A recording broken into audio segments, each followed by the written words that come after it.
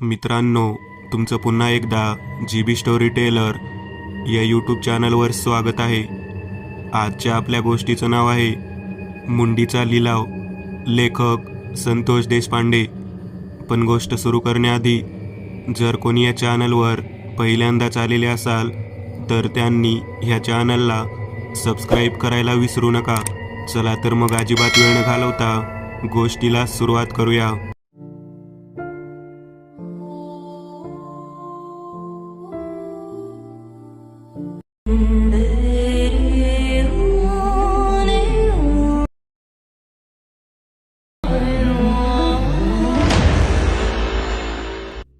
रात्रीचे 11 वाजले होते. स्मशान घाटावरील नीरव शांततेमध्ये 5 जण आंघोळ करून आले. आपल्याजवळ असलेल्या मनगटातील तांब्याच्या कड्याला बाहेर काढत त्यांनी त्या ठिकाणी बाहेर कट्ट्यावर ठेवले. कुमारिका मुलगी जर आली, जर तिचा मृत्यू झाला असेल तर तिच्या प्रेताला दफन करण्याच्या विधीनंतर पुन्हा ती जागा उकरून ते प्रेताची मुंडी ताब्यामध्ये द्यावी. या गोष्टीसाठी तेथे स्मशानात दफनविधी करणाऱ्या प्रताप म्हणायच्या व्यक्तीसोबत या 5 जणांचा लिलाव सुरू झाला. ही शरद पौर्णिमेची रात्र होती. त्या दिवशी रात्री ज्या व्यक्तीला मुंडी प्राप्त होईल तो व्यक्ती पहाटे 2 वाजेपर्यंत लिलावात प्राप्त झालेल्या मुलीच्या मुंडीचा एक विशिष्ट पद्धतीचा विधी करून तंत्रसिद्धी प्राप्त करू शकणार होता. प्रताप त्या ठिकाणी आला होता. प्रताप समोर जिंदा त्याच्याकडे पाहत म्हणाला, मला आज रात्री येणाऱ्या दफनविधीच्या कुमारिकेची मुंडी हवी आहे. मी माझ्याकडे तुला बहाल करेन. प्रतापला हे बोलल्यानंतर जिंदाच्या बाजूला असलेल्या मनोज हा सुद्धा आपले वजनदार कडे समोर ठेवून म्हणाला, मी सुद्धा त्याच वजनाचे कडे तुला बहाल करेन. प्रताप त्यावरती त्या 5 जणांकडे पाहत म्हणाला, तांब्याची वस्तू घेऊन मी काय करू? तेव्हा सगळेजण त्याच्याकडे पाहत हसू लागले. प्रतापला नेमके कळना ते का हसत आहेत. प्रताप म्हणाला, हसायला काय झालं?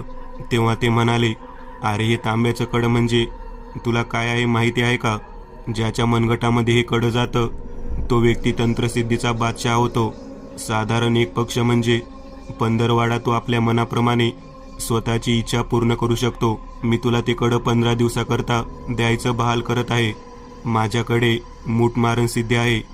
ती सिद्धी तुला मी 15 दिवसाकरता देणार आहे. विचार कर. मग प्रताप म्हणाला, मला असल्या काही गोष्टीची गरज नाही. या वजनाचे इतकं सोनं जर तुम्ही मला देत असाल तर मी सोन्याचं कडं घेईन आणि मगच तुम्हाला कुमारिका मुलगी दफन जी झालेली आहे तिचं मुंडकं काढून देईन. ते 5 ते 6 जण त्या ठिकाणी कुमारिका असलेल्या मुलीच्या मुंडीचा लिलाव करण्याच्या दृष्टिकोनातून बोलत होते. प्रतापचा लहान भाऊ जागा झाला होता.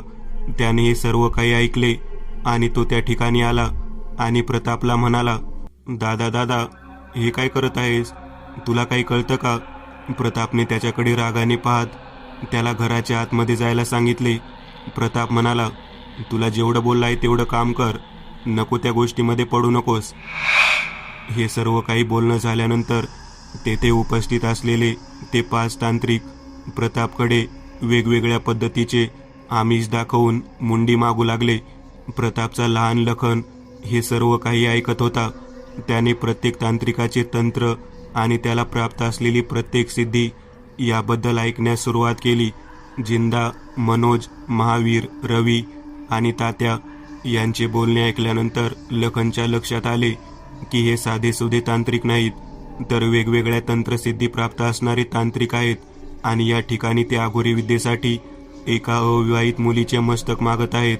नेमका काय प्रकार आहे तो आपण शांतपणे ऐकायला हवा. आपण दादाला सांगितले परंतु दादा काही केले ऐकत नाही. नको त्या गोष्टीमध्ये दादा पडत आहे. आपण पाहू तरी की यांच्या कड्यामध्ये काय ताकद असते.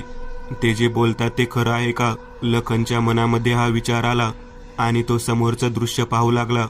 शेवटी जिंदा म्हणायचा जो तांत्रिक होता त्याने मुलीच्या मुंडीचा लिलाव प्राप्त केला. त्याने जवळजवळ 5 तोळ्याच्या सोन्याच्या कड्याची कबुली प्रतापला दिली. प्रताप हा आनंदित झाला होता. परंतु प्रतापला हे माहीत नव्हते की पुढे त्याच्या वाट्याला काय लिहून ठेवलं आहे. लखनने सर्वांची लिलावाची प्रक्रिया पाहिलेली होती. आता नेमकं जिंदा त्या मुलीच्या मस्तकाला प्राप्त केल्यानंतर काय करणार या गोष्टीचा लखन विचार करत होता. आपण काहीही करून हे सर्व काही पाहायचे आणि जिंदाच्या हातातील जे कड आहे ते प्राप्त करून घ्यायचे. असे लखनने ठरवले होते. जर ते आपल्याला कडे प्राप्त झालं तर आपल्या आयुष्यात कोणतीच गोष्ट पुरणार नाही. आपल्या आयुष्यात ज्या ज्या काही गोष्टी आपल्याला हव्या आहेत त्या आपण प्राप्त करू शकू, असा विचार लखनच्या मनात येऊ लागला. बरोबर 1च्या दरम्यान दफनविधी ज्या ठिकाणी झाला होता तेथील कुमारिकेचे प्रेत बाहेर काढण्याच्या दृष्टिकोनातून प्रतापने सुरुवात केली. त्या अविवाहित मुलीचे प्रेत बाहेर काढले आणि आपल्या जवळ असलेल्या कोयत्याच्या साह्याने तिचे मुंडके बाजूला वेगळे केले.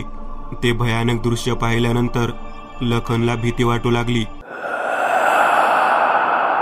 परंतु सतत तंत्रसिद्धीमध्ये असलेल्या त्या 5ही अघोरी लोकांना त्याचे काहीच वाटले नाही. त्यांनी जिंदाला पुढच्या विधीसाठी शुभेच्छा दिल्या आणि ते तिथून मुंडकं घेऊन निघून गेले. लखन झोपण्याचे नाटक करून काही वेळानंतर जिंदाच्या घरी जायचं असं ठरवून दबा धरूनच बसलेला होता. लखनला माहीत नव्हतं की आपण ज्याच्या घरी जाणार आहोत तेथे आपल्याला काय पाहायला मिळणार आहे. बरोबर 2 वाजून गेल्यानंतर लखन आपला भाऊ प्रताप हा झोपलेला आहे हे पाहून तेथून थेट जिंदाच्या घरी जाण्यासाठी निघाला. जिंदा याच्या घराच्या बाहेरच्या बाजूला त्याने चौकोनी विटा रचून त्याला शेणाने लिंबून मातीने लिंपण करून एक होमकुंड बनवलेला होता. जिंदाचे घर गावच्या बाहेर माळरानावरती होते. त्या घराच्या शेजारी जास्त करून कोण लोक राहायला नव्हते. लखन त्या ठिकाणी धाडस करून गेला आणि त्याने लक्ष द्यायला सुरुवात केली. जिंदाने पिशवीमध्ये ते मुंडकं प्राप्त करून घराच्या बाहेरच्या खुंटीला अडकवलेलं होतं. आता थोड्या वेळानंतर होम हवन सुरू करून तो त्याचा पुढचा विधी पूर्ण करणार होता. लखन ते दृश्य पाहत होता. लखनला जवळजवळ कळालं होतं की आता काही ना काहीतरी आपल्याला बघायला मिळणार. त्याच वेळेला त्याचं लक्ष जिंदाच्या मनगटाकडे गेलं. तेव्हा त्याच्या मनगटामध्ये कडं नव्हतं. लखनच्या लक्षात आलं हे जर कडं त्याने बाजूला काढून ठेवलं असेल तर जेव्हा विधी सुरू होईल तेव्हा आपल्याला ते प्राप्त करून घेता येईल. जिंदाने विधी सुरू केला. जिंदा विधीमध्ये घोर मग्न होता की त्याला लखन त्याच्या घराच्या आतमध्ये गेलेला आहे हे समजलेच नाही. लखन घराच्या आतमध्ये गेल्यानंतर अगदी दबक्या पावलाने जिंदाच्या कड्याचा शोध घेऊ लागला. त्याच्या डोक्यामध्ये लिलावाच्या दरम्यान बोललेली गोष्ट घुमत होती. हे कडे जर 15 दिवसाकरता प्राप्त झालं तर मूठमारण सिद्धी प्राप्त होईल आणि तुझ्या इच्छा पूर्ण होतील.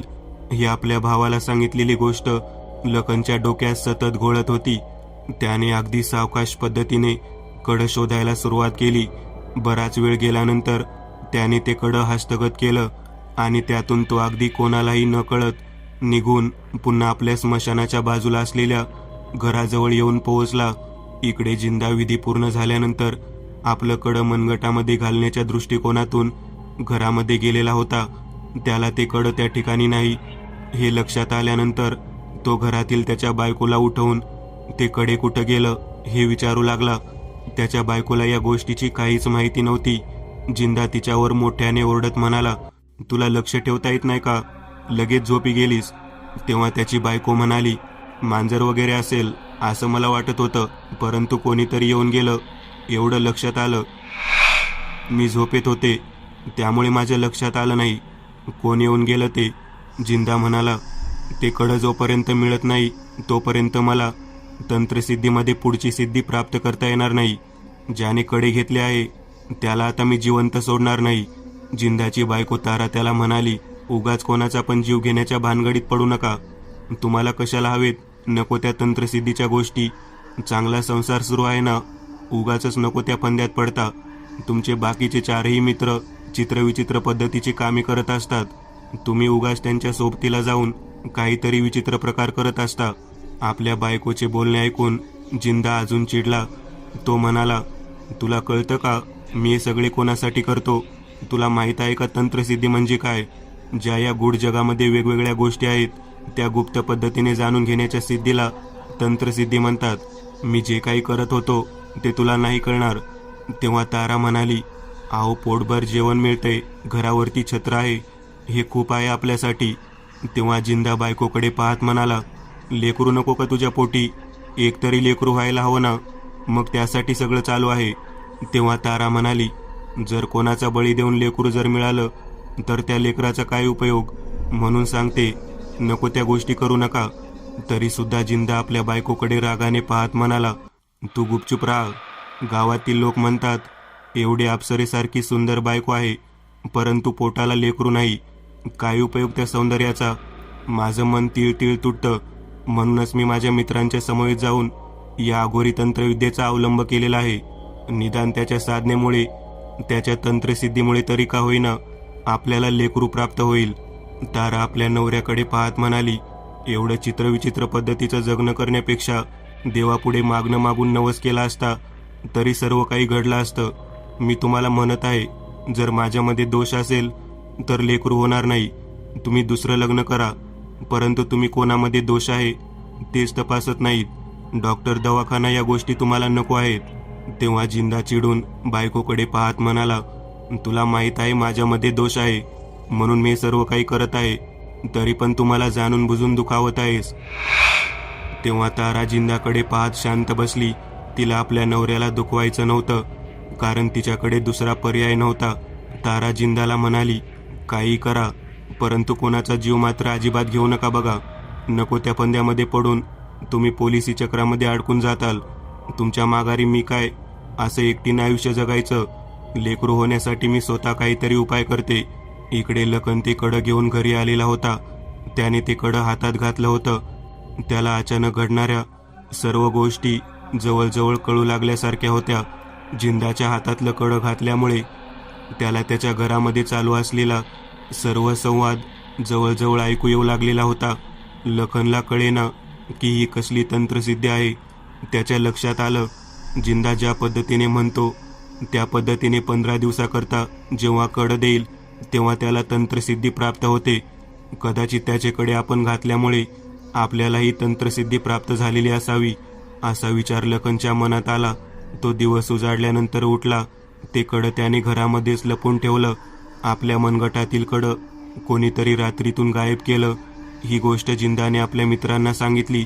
ते सर्वजण तंत्रसिद्धीमधले होते. ते जिंदाला म्हणाले, तू एवढा मोठा तांत्रिक आहेस आणि तुझ्या घरात येऊन कोणीतरी कडे घेऊन जातं, म्हणजे नक्कीच त्याच्यामध्ये खूप मोठी हिंमत आहे.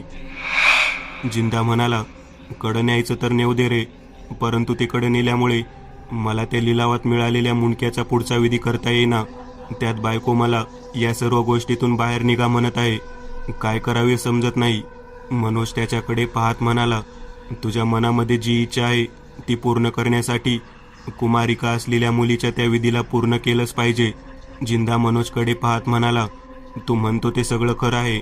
आता अर्धवट विधी राहिल्यामुळे काही विचित्र संकट येऊ नये म्हणजे झालं. तेव्हा मनोज म्हणाला, काही काळजी करू नकोस.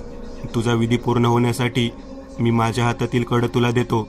माझ्याकडच्या तंत्रसिद्धीसुद्धा काही वेळा करता का होईना तुला प्राप्त होतील. जिंदा मनोजकडे पाहत स्मित हास्य करत म्हणाला, शेवटी तू माझा मित्रच ना, तूच उपयोगी पडणार. लखन घरामध्ये लपवलेलं कडं घालून बाहेर पडलेला होता. त्याला जिंदाच्या बाबतीतल्या एक एक गोष्टी माहीत होत चाललेल्या होत्या. त्याने कडे घातल्यानंतर त्याच्या डोळ्यासमोर जिंदाची तरणी ताटी आणि अतिशय सुंदर अप्सरेसारखी असणारी बायको दिसू लागली. तारा सारखं त्याला म्हणत होती, माझ्या पोटी लेकरू हवं आहे, काहीतरी करा. हे चुकीचे तंत्रसिद्धीचे मार्ग सोडून द्या. लखनच्या लक्षात येऊ लागलं, जिंदा हा खूप मोठा तांत्रिक आहे आणि त्याने हे सर्व काही केवळ आपल्याला लेकरू प्राप्त व्हावे म्हणून अवलंबलेला आहे. त्याच्या बायकोची दशा त्याला पाहवत नव्हती. जिंदा सध्या काय करत आहे याचा विचार तो करू लागला. त्या तंत्रसिद्धीच्या कड्यामुळे त्याच्या नजरेसमोर प्रत्यक्ष जिंदा दिसू लागला. जिंदा आपल्या मित्रासमवेत म्हणजे मनोज बरोबर स्मशानाच्या दिशेने जाण्यासाठी निघालेला होता. लखनच्या लक्षात आलं, जिंदा आपल्या घराकडे निघालेला आहे. कदाचित तो त्याचे कडे शोधण्यासाठीच येत असावा. लखनने आपल्या हातातील कडे धारण करून जिंदाच्या घराकडे जाणे पसंत केले. तो मनामध्ये विचार करू लागला, जिंदाच्या बायकोच्या मनातील इच्छा पूर्ण व्हायला हवी. तिचे दुःख त्याला दिसत होते. काही वेळा करता का होईना लखनने जे जिंदाचे कडे धारण केले होते त्या गोष्टीमुळे त्याला आपण स्वतः जिंदा आहोत असे वाटू लागलेले होते. हा सर्व त्या कड्याचा परिणाम होता. लखन जिंदाच्या घराच्या कडेने फिरत होता. त्याच्या बायकोकडे तो संपूर्णतः लक्ष ठेवून होता. इकडे जिंदा आणि मनोज प्रतापच्या घरी आले होते. त्यांनी प्रतापला विचारले, ज्या कड्याबद्दल मी बोललो होतो ते कडे तू तर घेतले नाहीस ना? तेव्हा प्रताप म्हणाला, काय बोलत आहात? त्या पितळेच्या कडेला घेऊन मी काय करणार? मी तुम्हाला हवी असलेली गोष्ट दिली आहे. मला त्या कड्या इतक्या वजनाची सोन्याची वस्तू द्यायला हवी. प्रतापला फक्त सोनं हवं होतं. जिंदाला काय करावे कळेना. आपण बोलवलेली गोष्ट जर दिली नाही तर गावभर याची चर्चा होईल. मग उगाच नको त्या भानगडीत आपण सापडू. त्याने मनोजकडे इशारा करत मनोजला विचारले आणि ते कडे तर गेले. आता पुढे काय करायचे? तेव्हा मनोज म्हणाला, प्रतापला लिलावात बोललेली जी गोष्ट आहे ती द्यायला हवी. मी तुझ्या वतीने ते सोनं देतो, परंतु तुला जो अर्धवट विधी सोडलेला आहे ती लिलावातील मुंडी मला द्यावी लागेल. मुंडीचा जो लिलाव झाला होता त्या नियमाप्रमाणे जिंदाला मनोजच्या मदतीने प्रतापला सोने द्यावे लागले आणि रात्री 2 वाजता आपल्या घराच्या बाहेरच अर्धवट विधीमध्ये असलेली ती कुमारिका असलेल्या मुलीची मुंडी त्याला परत देतो असे कबूल करावे लागले. इकडे तिन्ही संध्याकाळच्या वेळी लखन आपल्या हातामध्ये जिंदाचे कडे घालून त्याच्या घराच्या बाजूलाच झाडाच्या मागे शांततेने बसलेला होता. जिंदाची पत्नी तारा त्याच्या नजरेसमोर सारखी येत होती. त्याने ते कडे आपल्या पुस्तकाला स्पर्श करून ताराच्या यौवनाबद्दल विचार करायला सुरुवात केली. तिच्या मनातील व्यथाबद्दल त्याला जे काही दिसत होतं ती इच्छा पूर्ण करण्याच्या दृष्टिकोनातून विचार करायला सुरुवात केली आणि एक आश्चर्यकारक घटना घडली. लखनने कडे मस्तकाला लावून मनामध्ये इच्छा प्रकट केल्यामुळे जिंदाची बायको तारा आपल्या घरातील चालू असलेले काम सोडून तिच्या घराच्या मागे असलेल्या झाडाझुडपामध्ये लखनच्या दिशेने आपोआप वशीकरण विद्येमध्ये वश होऊन तिकडे निघालेली होती. आपण मनामध्ये इच्छा प्रकट करावी आणि ती अप्रतिम सुंदर स्त्री आपल्या समोर उभी राहावी ही गोष्ट लखनच्या लक्षात आली. लखन ते कड आपल्या मस्तकाला टेकवून ताराच्या मनातील पुत्रप्राप्तीच्या इच्छेबद्दल व्यथित होऊन विचार करू लागलेला होता. तंत्रसिद्धीतल्या कड्याला मस्तकाला धारण करून तीव्र मनाने त्याने इच्छा पूर्ण करण्याबाबत विचार केला. त्याच्या मनात इच्छा यायला आणि ती इच्छा पूर्ण होण्याच्या दृष्टिकोनातून प्रयत्न व्हायला सुरुवात झाली. तारा त्याच्या समोर उभारलेली होती. लखनने तिच्याकडे पाहिले आणि तो तिच्या सौंदर्यावरती पूर्णतः भुलून गेला. आपण ज्या मनातील इच्छेबद्दल बोललो आहोत ती इच्छा पूर्ण करण्याची वेळ आली आहे असे त्याला वाटू लागले. लखनने एका अप्रतिम सुंदर अशा स्त्रीला आपल्या समोर आलेलं पाहून आश्चर्य व्यक्त केले आणि त्याने त्याच ठिकाणी ताराच्या मनातील पुत्रप्राप्तीच्या इच्छेला जाणून तिच्यासोबत शारीरिक सुख उपभोगायला सुरुवात केली. तारा हिच्यासोबत शारीरिक सुख उपभोगत असताना आपण जणू काही जिंदा आहोत अशी भावना लखनच्या मनात आली. ताराला सुद्धा आपले शारीरिक संबंध आपल्या नवऱ्याबरोबरच होत आहे असे जवळजवळ वाटत होते.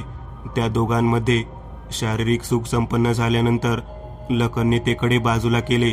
तारा त्या वेळेला घराकडे निघून गेलेली होती. आपली बायको घरामध्ये नाही हे पाहून जिंदा आश्चर्यचकित होता. त्याने आजूबाजूला पाहिले तेव्हा त्याला मागच्या दिशेतून तारा आलेली दिसली. त्याने तिला विचारले की तू कुठे गेली होतीस? तेव्हा ताराला काय उत्तर द्यावे ते कळाले नाही. ती केवळ लाजत होती. ती म्हणाली, तुम्हीच मला बोलावता आणि तुम्हीच मला कुठे गेली म्हणून विचारता. हे कसं काय जमतं तुम्हाला? आपल्या बायकोचे हे उत्तर ऐकून जिंदाला काय बोलावे कळेना. त्याच्या लक्षात आले आपले कडे कोणीतरी धारण केले आहे आणि तो आपल्या मनातील आपल्या बायकोच्या मनातील सर्व रहस्य जाणून घेऊन काहीतरी खेळ खेळत आहे. आता आपण लिलावामध्ये प्राप्त केलेली मुंडी जी अर्धवट विधीमध्ये आहे ती जोपर्यंत मनोजला देत नाही तोपर्यंत आपल्याला कडे कोणाकडे आहे हे कळणार नाही. मध्यरात्रीच्या वेळेला मनोज त्या ठिकाणी होमकुंडातील अर्धवट विधीमध्ये असलेली ती कुमारिकेची लिलावातील मुंडी प्राप्त करण्यासाठी तेथे आला होता.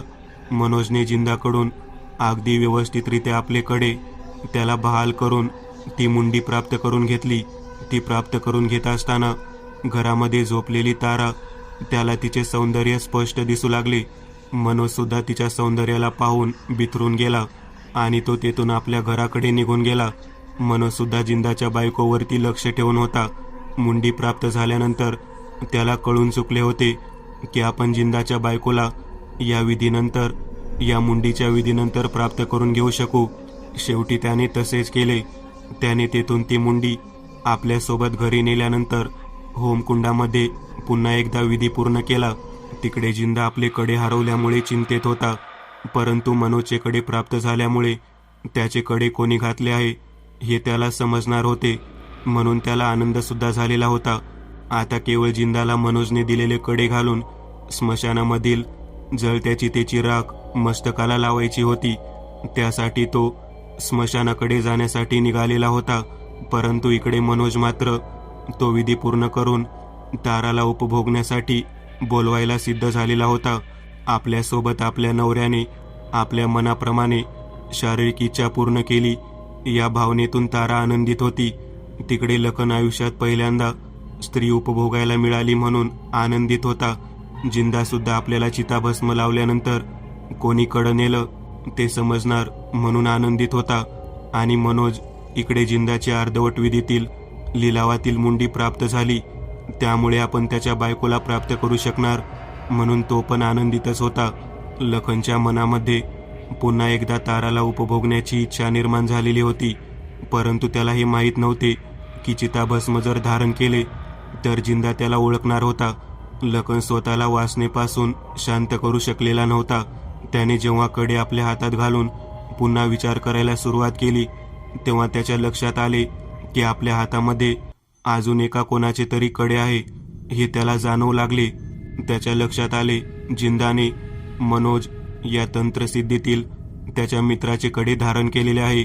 आता चिताभस्म लावण्यासाठी तो स्मशानात जाणार आहे हे लखनला जाणवू लागले, परंतु त्याने आपल्या मनातील वासना तीव्र स्वरूपात जागृत करून पहाटेच्या वेळीच पुन्हा एकदा ताराला घरामागे बोलवायचे ठरवले.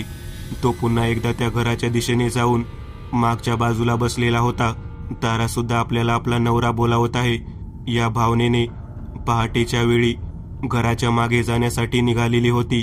त्या अगोदर जिंदा चिताभस्म लावण्यासाठी स्मशानात जाऊन पोहोचला होता आणि मनोज हा लिलावात मिळालेल्या मुंडीचा पुढचा विधी पूर्ण करून ताराचे आवाहन करण्यासाठी तयारीत होता. सर्व घटना एकाच वेळी घडत होत्या आणि या संपूर्ण चक्रामध्ये तारा मात्र शारीरिक सुखाने वासनेच्या सुखाने तृप्त होत चाललेली होती. तिच्या मनातील भावना एका विलक्षण पद्धतीने संपन्न होत चाललेली होती. लखनने ताराला पुन्हा एकदा उपभोगलेले होते. इकडे मात्र मनोज याने बराच प्रयत्न करूनही तारा त्याच्या दिशेने का येत नाही या गोष्टीने तो आश्चर्यचकित झाला होता. लखन याने ताराला बराच वेळ उपभोगून झाल्यानंतर ते कडे बाजूला काढून ठेवून तिच्याशी बोलायला सुरुवात केली. त्याला तारा इतकी आवडली होती की आपण तिला सर्व काही खरे सांगून तिच्यासोबत संसार सुरू करावा असे वाटू लागलेले होते. तेव्हा मात्र तारा भानावर आलेली होती. ती लखनला पाहून आश्चर्यचकित झाली. तिला कळेना की आपण याच्यासोबत कसे काय शारीरिक सुख उपभोगले. तेव्हा मात्र लखनने तिला सर्व हकीकत सांगितली. ताराला लखनच्या मनातील भावनेचा आदर करावा लागला, कारण जेव्हा आपल्या नवऱ्याचे कडे त्याने धारण केले तेव्हा त्याने स्वतःचा स्वार्थ न साधता आपल्या मनातील पुत्रप्राप्तीची इच्छेखातीर आपल्याला या ठिकाणी बोलावून आपली वासना शांत केली. आपल्याला संतती प्राप्त व्हावी म्हणून त्याने सर्व शारीरिक सुख उपभोगण्याचे काम पूर्ण केले. तारा लखनकडे पाहत आनंदित झालेली होती.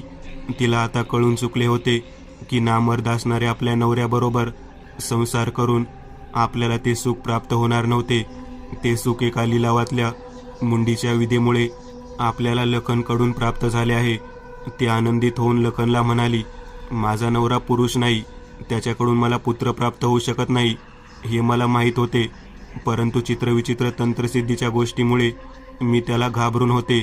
मला माहीत आहे तूच त्याच्याकडे घरातून चोरून घेऊन माझ्या मनातील ही इच्छा पूर्ण केली आहेस. मला आई होण्याचे सुख तूच मिळवून देणार आहेस. मला त्या नामर्दाबरोबर पुन्हा संसार करायचा नाही. यातून काहीतरी मार्ग काढ आणि मला यातून बाहेर काढ. मी तुझ्याबरोबर पुढचं आयुष्य घालवण्यासाठी तयार आहे. लखन म्हणाला, मी हे कडं घातल्यानंतर तुझ्या मनातील भावना मला कळाली. आता पुन्हा एकदा हे कडे घालून मी तुझ्या नवऱ्याचा बंदोबस्त करतो. त्याने ते कडे हातामध्ये धारण केले आणि जिंदाबद्दल विचार करू लागला. तेव्हा त्याच्या नजरेसमोर चिताभस्म लावणारा जिंदा प्रत्यक्ष दिसू लागला. लखन घाबरला. त्याच वेळेला आपण त्याच्या घरातून कडे चोरलेले आहे ही गोष्ट त्याला आता कळणार आहे हे त्याला जवळजवळ कळू लागलेले होते. तेव्हा त्याने ते कडे बाजूला काढले आणि तसेच ठेवले. जिंदाने ते चिताभस्म लावल्यानंतर मनोजच्या कड्याला आपल्या मस्तकाजवळ धारण केले आणि आपले कडे कोणी चोरले आहे याचा तो विचार करू लागला. परंतु कडे त्याला त्याच्या घराच्या मागच्या बाजूलाच पडलेले आहे असे दिसू लागले. कडे धारण करणारा व्यक्ती त्याला दिसत नव्हता. जिंदाला त्याची बायको घराच्या मागे कोणीतरी बोलावलेली आहे हे मात्र दिसत होते. आपल्या बायकोला कोणीतरी मागे बोलावलेले आहे आणि ते सर्व काही आपल्या तंत्रसिद्धीच्या कड्याच्या प्रभावामुळेच घडलेले आहे हे जिंदाला कळाले. त्याला चिताभस्म लावून कडे कोणी धारण केले हे जाणून घेण्यापेक्षा स्वतःच्या बायकोला घराच्या मागच्या भागातून बाहेर काढणे गरजेचे वाटले. तो तेथून थेट चिताभस्म मस्तकाला लावून आपल्या घराच्या मागच्या दिशेने जाण्यासाठी निघाला. इकडे लखनने ते कडे आपल्या मनगटात न घालता तो थेट आपल्या स्मशानातील घराकडे निघाला. मनोजने खूप प्रयत्न करून सुद्धा त्याला जिंदाची बायको म्हणजेच तारा आपल्या दिशेने येत नाही हे जवळजवळ कळाले होते. मुंडी प्राप्त करून आणि सोने देऊन सुद्धा आपल्याला एवढी सुंदर स्त्री उपभोगता येत नाही या गोष्टीचे त्याला दुःख होत होते व त्याचा राग येत होता. त्याने ओळखले की चिताभस्म मस्तकाला लावल्यामुळे जिंदाची सिद्धी आपल्याला प्राप्त होऊ शकत नाही. या मुंडीचा काहीच उपयोग नाही. त्याने जिंदाच्या बायकोला प्राप्त करण्यासाठी त्यालाच मारायचे ठरवले. केवळ एका स्त्रीला प्राप्त करण्यासाठी सुरू झालेल्या या भयानक विचित्र सत्रामध्ये लखन मात्र ताराला प्राप्त करण्याच्या दृष्टिकोनातून चांगलाच पछाडलेला होता. त्याने थेट मनोजच्या घरी जाणे पसंत केले. तो त्या ठिकाणी पोहोचल्यानंतर त्याच्या लक्षात आले की आपल्या भावाने दिलेली मुंडी मनोजने प्राप्त केली आहे. मनोज मंत्र म्हणत होता. जिंदाला मारण्यासाठी त्याची क्रिया सुरू झाली होती. लखनच्या लक्षात आले की मनोजने मुंडी प्राप्त करून घेतली आहे आणि त्यानेच जिंदाला स्वतःचे कडे दिले आहे. मनोज हा आता सर्वात शक्तिशाली झालेला आहे. आपण कडे जरी प्राप्त करून घातले तरी जिंदाच्या पत्नीला आपण आपले बनवले तरी या मनोजमुळे आपल्याला कोणतीच गोष्ट पूर्ण करता येणार नाही हे लखनने ओळखले. आता काय करायचे या विचाराने पुन्हा एकदा कडे त्याने आपल्या हातात धारण केले आणि मस्तकाला त्याने त्याचा स्पर्श केला. तेव्हा त्या तंत्रसिद्धीच्या कडेने त्याला एक चित्र दाखवले. ज्या मुलीची मुंडी आहे त्या मुलीच्या धडाला ती जर जोडली तर ज्याने विधीसाठी मुंडी नेली आहे त्याच व्यक्तीचा मृत्यू होतो हे त्याच्या लक्षात आले. हा संकेत त्याला केवळ ती मुंडी पाहून दिसत होता. लखनच्या लक्षात आले जर आपण ही प्राप्त करून घेतली तर आपल्याला तारा पण मिळेल. एवढेच काय जिंदाचा पण मृत्यू होईल आणि जिंदाकडून मुंडी प्राप्त करणाऱ्या मनोजचा पण मृत्यू होईल. म्हणजे आपल्या वाटेतील सर्व काटे दूर होतील असे लखनच्या लक्षात आले. त्याने मनोजला ती मुंडी समोर ठेवून विधी करताना पाहिले होते. मनोज मात्र तारा आपल्याकडे येत नाही म्हणून चिडलेला होता. त्याने तो विधी तसाच ठेवला आणि थेट जिंदाच्या घरी जायचे म्हणून ठरवले. मनोजने मुंडी तिथेच ठेवून गेलेले पाहिल्यानंतर लखनने ती मुंडी ताब्यात घेतली आणि तो थेट तिथून आपल्या घराजवळील स्मशानाच्या दिशेने गेला. त्याला माहीत होते त्या ठिकाणी जिथे त्या कुमारिका मुलीचे शरीर आहे त्याला जर ही मुंडी जोडली तर त्याचा विधी अर्धवट राहिल्यामुळे हे दोघेही जण मरणार. लखन त्या ठिकाणी पोहोचला आणि त्याने आहे या ठिकाणी जेथे प्रेत आहे तेथे उघडून त्याला ती मुंडी आहे अशी बसवली आणि ते पुन्हा पुरले. विधीमधली मुंडी जेव्हा त्या प्रेताला जोडली गेली तेव्हा ते प्रेत जागृत अवस्थेत आले. तंत्रसिद्धीचा स्पर्श झाल्यामुळे ज्या ज्या व्यक्तींनी त्या मुंडीवरती विधी करण्याचा प्रयत्न केला होता त्या व्यक्तींना त्या प्रेताने गिळंकृत करण्याचे ठरवले. काही क्षणातच जिंदाच्या घरी पोहोचलेला मनोज जिंदाला म्हणाला, तुझ्या हातातील कड्याचे काय झाले, तुला समजले का? तेव्हा जिंदा म्हणाला, ते अजून कोणी धारणच केले नाही, त्यामुळे ते कोणाकडे आहे कळेना. तेव्हा मनोज म्हणाला, तुझ्याकडून प्राप्त झालेल्या मुंडीचा मला सुद्धा काही उपयोग झाला नाही. माझे सोने पण गेले आणि माझ्या मनातील इच्छा सुद्धा अपूर्ण राहिली. मला ती मुंडी नको आहे. मला माझे सोने आणि माझे कडे परत दे. त्याच वेळेला बाहेरच्या बाजूला एक विचित्र पद्धतीचा आवाज आणि कालवा ऐकू येऊ लागला. हे पाहून ते दोघेही बाहेर आले. तारा मात्र आपल्या नवऱ्याला काय उत्तर द्यावे म्हणून चिंताग्रस्त होऊन घरात बसली होती. मनोज आणि जिंदा या दोघांमध्ये वाद सुरू झाला. बाहेरून काहीतरी चित्रविचित्र आवाज येत आहे म्हणून ते बाहेर गेले. परंतु त्या प्रेतात्म्याने आपल्या मुंडीचा तंत्रसिद्धी वापर करणाऱ्या त्या दोघांना त्याच तंत्रसिद्धीने मारण्यासाठी प्रयत्न सुरू केला होता. काही क्षणातच मागच्या दिशेने उभा राहिलेली ती कुमारिका मुलगी जिंदाने पाहिली. तो भयभीत झाला. तो मनोजला म्हणाला, मूर्ख माणसा, तू मुंडी तशीच सोडून आला का? विधी पूर्ण केला नाही का? तेव्हा मनोज म्हणाला, विधी पूर्ण करून काय उपयोग? ज्या गोष्टीसाठी विधी केला ती व्यक्तीच माझ्याकडे येत नव्हती. जिंदाला कळेना मनोजने का विधी अर्धवट सोडला. मनोजच्या लक्षात आले, आपण विधी अर्धवट सोडल्यामुळे ती मुंडी कोणीतरी त्या प्रेताला नेऊन जोडली आहे. आता जिंदाचा जीव जाणार म्हणून मनोज आनंदित होता. तेवढ्यात त्या प्रेतात्म्याने एका क्षणात जिंदाच्या मस्तकाला जागेवरच गोल फिरवून त्याची मुंडी मुरगाळून टाकली. जिंदाचा आवाज आरोळी मोठ्यांदा गगनात भिडली. ते भयानक दृश्य पाहून मनोज सुद्धा घाबरला. त्याला काय करावे कळेना. काही क्षणात मनोजला सुद्धा पाठीवरती लाथीचा प्रहार मारून त्या कुमारिकेच्या प्रेतात्म्याने खाली पाडले आणि त्याची सुद्धा मुंडी मुरगाळून टाकली. खिडकीमधून हे भयानक दृश्य ताराने पाहिले. तारा प्रचंड घाबरली. दोन्ही व्यक्तीचा मृत्यू घडून आणल्यानंतर तो प्रेतात्मा शांत झाला आणि तो तिथून निघून गेला. तारा हे दृश्य पाहून भयानक पद्धतीने ओरडत तिथेच बेशुद्ध पडली. लखनने पुन्हा एकदा कडे परिधान केले आणि मस्तकाला लावले.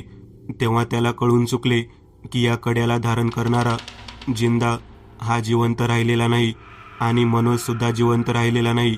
तो तेथून थेट ताराच्या घराजवळ येऊन पोहोचला. ताराला शुद्धीवर आणत त्याने घडलेला प्रकार सांगितला. तारा लखनकडे पाहत म्हणाली, आघोरी विद्येने संतती प्राप्त होत नाही. आघोरी विद्येने केवळ मृत्यू प्राप्त होतो. मी कितीतरी वेळा माझ्या नवऱ्याला सांगितले, परंतु त्याला समजले नाही. आज त्याचे फळ त्याला मिळालेले आहे. तू माझ्या मनातील पुत्रप्राप्तीच्या भावनेने तळमळून माझी इच्छा पूर्ण केलीस. केवळ या इच्छेमुळे तू या दोन भयानक तांत्रिकापासून वाचलास आणि लिलावात मिळालेल्या मुंडीचा खरा उपयोग करून तू तुझे जीवन आणि माझे जीवन सुकर करून टाकलेस. तंत्रसिद्धीमध्ये विचित्र पद्धतीने मृत्यू प्राप्त झाला अशी गावभर चर्चा झाली. जिंदा आणि मनोज यांच्या मृत्यूने गाव हळहळून गेले. लखन याने जिंदाच्या बायकोबरोबर आपण लग्न करत आहोत असे गावभर जाहीर केले आणि मुंडीच्या लिलावाचा संपूर्ण फायदा घेत लखन आणि ताराने संसार सुख उपभोगायला सुरू केले. बरोबर काही दिवसानंतर त्यांच्या पोटी एक संतती जन्माला आली आणि ताराच्या मस्तकावरून वांजोटी या शब्दाची कलंक रेषा पुसून गेली. एक लिलावातील मुंडी लखनच्या आयुष्यामध्ये बरंच काही देऊन गेली आणि ज्याने ती प्राप्त केली त्या जिंदाच्या आयुष्याची राख रांगोळी करून गेली. एक नवीन चॅनल ओपन करत आहे. त्यावर तुम्हाला ॲनिमेटेड हॉरर स्टोरीज पाहायला मिळतील. त्या चॅनलची लिंक या व्हिडिओच्या डिस्क्रिप्शन मध्ये दिलेली आहे. चॅनलला सबस्क्राईब करायला विसरू नका. मित्रांनो, आज पुरतं एवढंच. तुम्हाला जर काही गोष्ट आवडली असेल तर नक्की लाईक करा. तुमच्यापैकी बरेचसे जण व्हिडिओ लाईक न करताच पळून जातात, पण हा जर व्हिडिओ तुम्ही लाईक केला तर मला जरा बरं वाटेल आणि असेच भारी भारी व्हिडिओ बनवायची माझ्यात एनर्जी येईल. त्यामुळे नक्की लाईक करा आणि अजूनही कोणी या चॅनलला सबस्क्राईब केलेलं नसाल तर लगेच सबस्क्राईब करून टाका आणि बाजूची घंटी ती मात्र दाबायला विसरू नका.